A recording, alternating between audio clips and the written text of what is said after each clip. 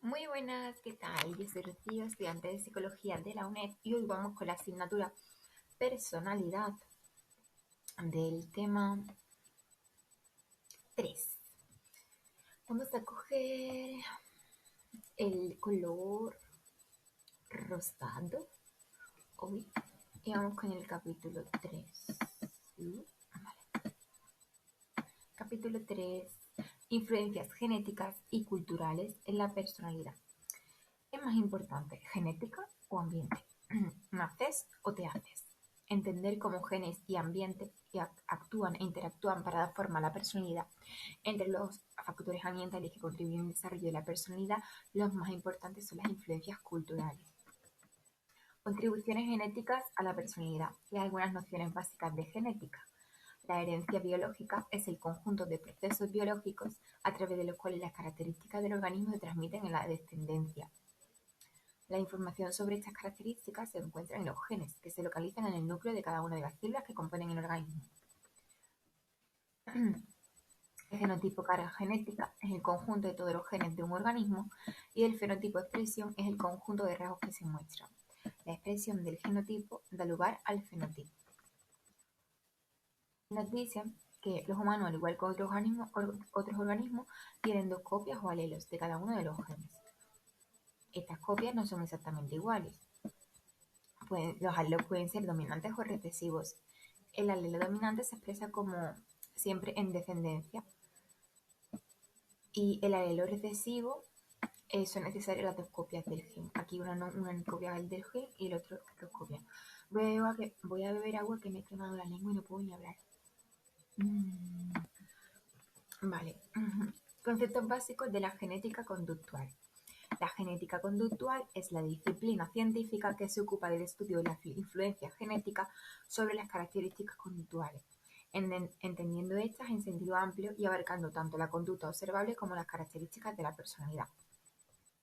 Nos dice autoinformes, observación directa, con heteroinformes o pruebas objetivas, ¿vale? Son todos los estudios cómo se hacen los estudios.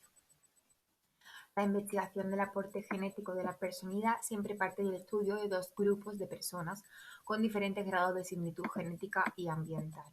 Por ejemplo, hermanos monocigóticos comparten el 100% de sus genes, hermanos dicigóticos comparten el 50% de sus genes, padres-hijo biológico comparten el 50% de sus genes y padres-hijo adoptivo no tienen nada en común. Pero existe el aporte ambiental. Por lo que se respecta, el ambiente supone que las personas que se crían juntas tienen un mayor grado de semejanza ambiental que las que han sido educadas por separado. Entonces tenemos las influencias compartidas y las influencias no compartidas. Por ejemplo, las compartidas pues, de la misma familia, misma clase social, religión, valores, estilos de trato, es decir, la crianza. Y las influencias no compartidas, pues en ambientes distintos, aunque se críen en la misma familia. Diferente trato de los padres, interacciones entre hermanos, cambios de circunstancias de la familia, es decir, la historia de vida personal, ¿no? De cada uno. Hay unos tipos de diseño para estudiar las influencias genéticas y, por ejemplo, pues se pueden combinar lo que permite obtener una mayor cantidad de información, además de posibilitar la separación de los efectos genéticos y ambientales con mayor facilidad. Similitud y genética fenotípica. A ver, en la tabla 3.1 nos viene correlaciones entre puntuaciones de gemelos, monocigóticos y dicigóticos, en las 5 dimensiones básicas de la personalidad, ¿no? ¿Lo veis? Y sin más. Luego nos habla de las estimaciones de las aportaciones genéticas y ambientales de la personalidad. Nos dice el coeficiente de heredabilidad refleja la proporción de la varianza de las puntuaciones que se pueden atribuir a los factores genéticos en una población particular. Nos está diciendo que no refleja la influencia de la herencia para un individuo particular y que tampoco nos aporta información sobre si la expresión de la característica puede cambiar por la acción del ambiente. En la actualidad, el más empleado es el modelo de las ecuaciones estructurales. Se pueden diferenciar entre ambiente compartido y ambiente no compartido. Y es importante, pues los supuestos o asunciones de Johnson nos dice que el ambiente compartido produce que las personas se parezcan, que el ambiente no compartido hace que las personas se diferencien, que la influencia de los genes en el fenotipo ocurre de una manera adictiva y que estos estudios no contemplan la posible interacción entre genes y ambiente. Porque seguimos igual. Influencia genética adictiva, ¿esto qué es? Pues se refiere al supuesto de que hay una relación lineal proporcional entre la cantidad de genes compartidos por las personas y la similitud de las mismas respecto a sus características de personalidad. Es decir, este supuesto predice que cuanto más genes comunes, más semejanza y al revés. Y tenemos la tabla 3.2, que la podemos ver, de coeficientes de heredabilidad. Y la tabla 3.3, de estimaciones de proporción.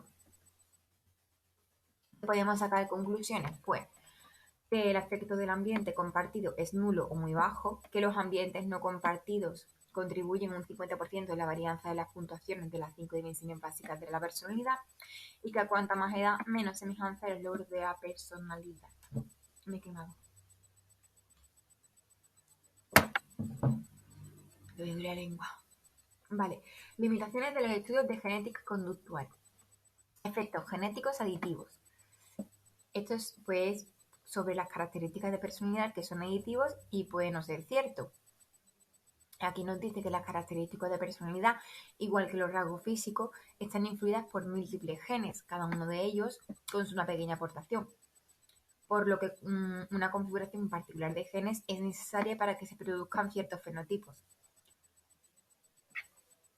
Efecto del ambiente compartido. Aquí nos dice que podría ser que el ambiente compartido no contribuya a la semejanza, puesto que las mismas experiencias, desempleo, mudanza, lo que sea, se pueden interpretar de forma muy diferente por los hermanos y por lo tanto estos pueden reaccionar a ellas de forma también distinta.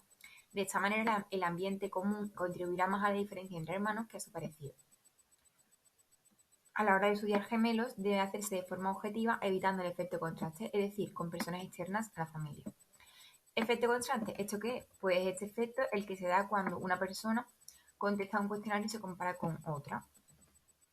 ¿Vale? La medida del ambiente. Pues aquí nos dicen que los estudios de genética conductual parten de la correlación de dos series de puntuaciones, en la mayoría de los casos cuestionarios que miden características de personalidad, con la finalidad de separar los efectos genéticos de los ambientales. Aquí pues se utilizan medidas indirectas o muy distales y también, bueno, pues utilizamos el ambiente familiar y si no estudian los microambientes dentro de la familia. Metodología empleada. Para calcular la contribución genética ambiental, pues maximiza los efectos de la herencia y los factores ambientales no comunes.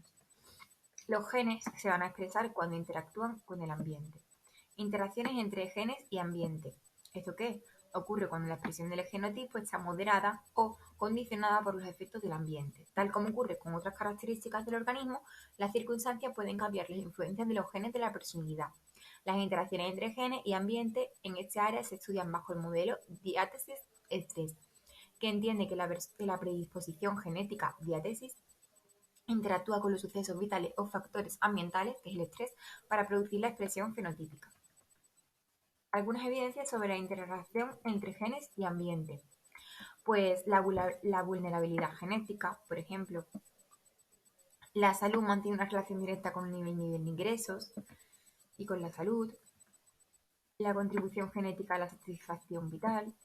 La contribución genética en el estilo atribucional negativo y la contribución genética que decrece cuando los participantes estuvieron sometidos a niveles bajos, mientras que se incrementa cuando tienen un estrés más alto, ¿no? Algunos hallazgos de la genética molecular.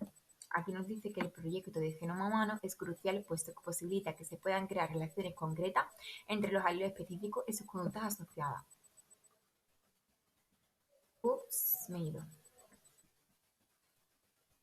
Iba por aquí, creo, ¿no? Sí. Entonces, nos vamos a ir directamente a que la DR, este es una esquemilla, ¿vale? De esto que está aquí abajo. La DRD4 es un gen asociado con un receptor concreto de la dopamina, ¿vale? Y la extraversión, en concreto con la faceta de búsqueda de excitación. Y bueno, pues nos lo pone aquí, ¿vale? En tal. Esto y esto es lo mismo, conducta antisocial. asociado al nivel de depresión, etcétera, etcétera. Y bueno, lo tenéis aquí arriba, ¿vale? Influencias culturales en la personalidad. ¿Qué es la cultura? La cultura es un sistema de significados, creencias, valores, normas, actitudes, conductas, conocimientos, habilidades, compartido por un grupo determinado que habla una lengua común, en un periodo histórico específico en una región geográfica concreta. ¿Qué es la heterogeneidad intracultural? Es el grado en que las personas internalizan y utilizan las normas culturales, dependiendo de sus preferencias, estados de ánimo, situaciones concretas, etc. Se estima que aproximadamente el 60% de los individuos de una cultura se comporta de acuerdo con el sistema de significados compartidos por los mismos miembros de la familia. Y tenemos el individualismo y el colectivismo. En este sería la persona y en este sería el grupo. ¿Vale? Importante, bueno, los modelos teóricos en el estudio de la personalidad y la cultura, pues la psicología cultural, nos aprendemos qué es la psicología transcultural, aprendemos qué es, y aquí tenemos un buen cuadro que nos lo puede decir perfectamente. La cultural, pues en la personalidad no se puede separar del contexto social y cultural. Se considera que la personalidad se construye socialmente a través de las interacciones del individuo y del ambiente. Y que la cultura y la personalidad son entidades distintas. Vale, ¿qué es el self? Pues el self hace referencia a cómo la persona se ve a sí misma y cómo se evalúa. Son esquemas autorreferentes, cómo se percibe el mundo, cómo se piensa, siente y actúa. Y el self se va constituyendo a través de la interacción del individuo con el ambiente cultural. Individualista tiene un ser independiente y el colectivista ser interdependiente. Ups.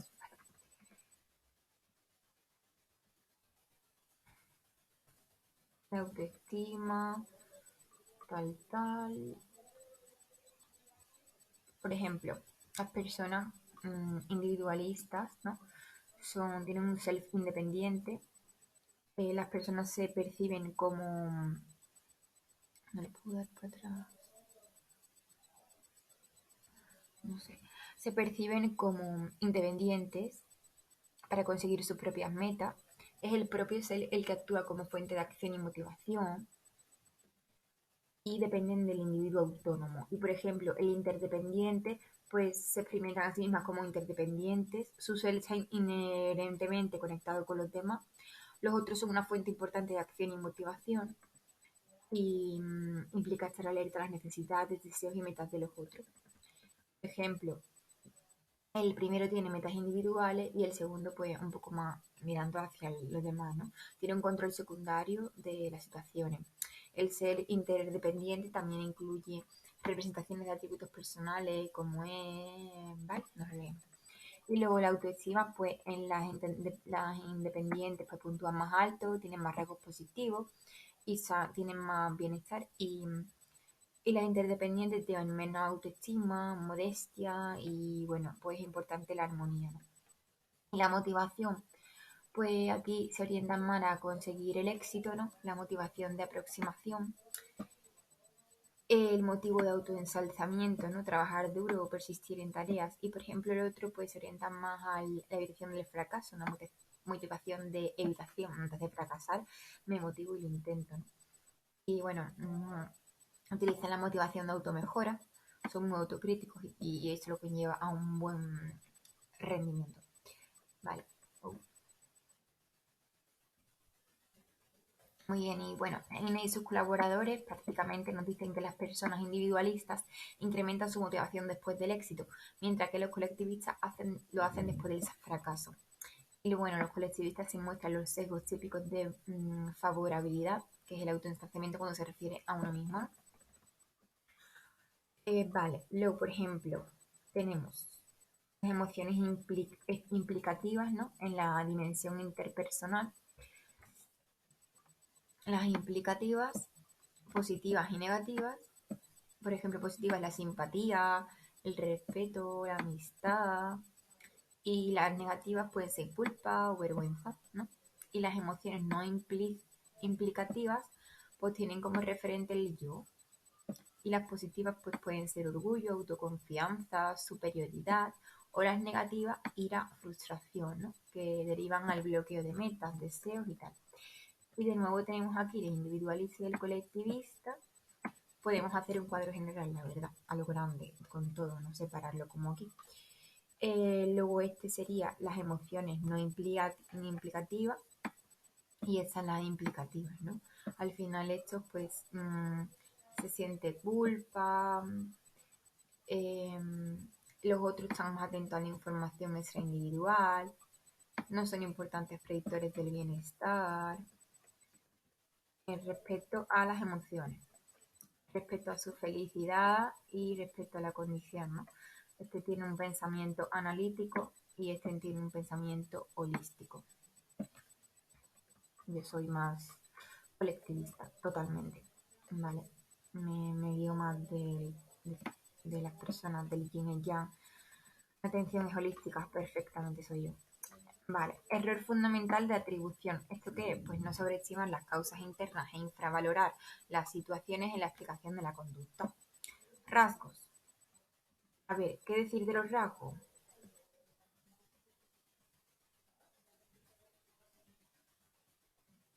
De los rasgos.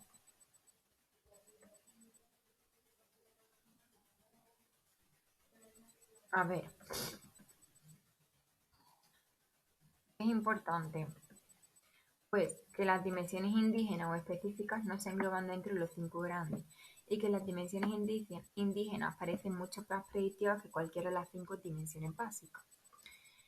Y luego nos aparecen las consideraciones finales. Y bueno, la psicología cultural al final defiende que la personalidad se construye socialmente a través de las continuas interacciones del individuo con el ambiente y sus estudios se centran en los efectos de esas interacciones, pero no en la interacción en sí misma. Hasta yo puedo decir este tema, espero que os haya ayudado. Gracias la UPS por tu súper esquema, me encanta, gracias por darlo para poder estudiar todos juntos. Y bueno, nos vemos en el siguiente tema y esperemos que sea más cortito que este. Saludos. ¿Verdad?